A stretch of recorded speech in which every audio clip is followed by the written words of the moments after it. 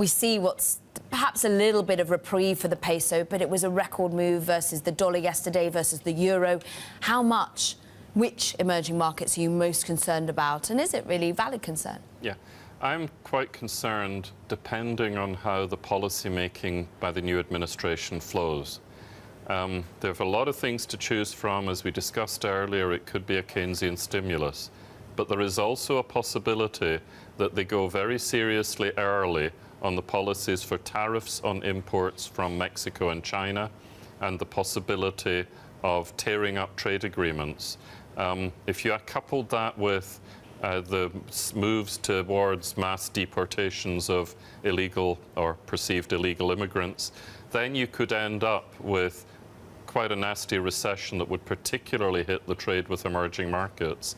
Mexico and China are in the crosshairs of President-elect Trump's rhetoric, but that would flow more broadly to emerging markets because they are dependent on trade. So I think this needs watching. I'm not saying this will necessarily be the priority of the new administration, but if it is, then it will prove to have been too early to buy the dip on emerging markets.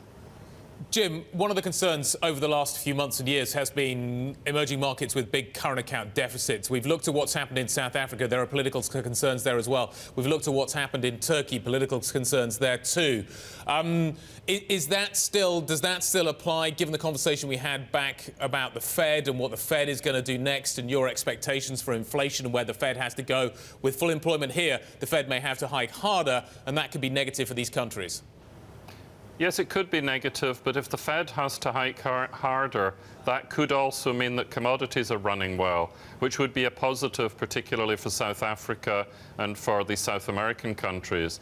But so it depends how it flows. It's really, policy will make a difference, and it's very hard to tell at this point which policies will get executed. I don't believe the bounce in commodities. I don't think the demand from infrastructure will be as strong in the near term as perhaps the commodity bulls expect. But I do think South Africa can get a short-term reprieve as long as this commodity bounce lasts.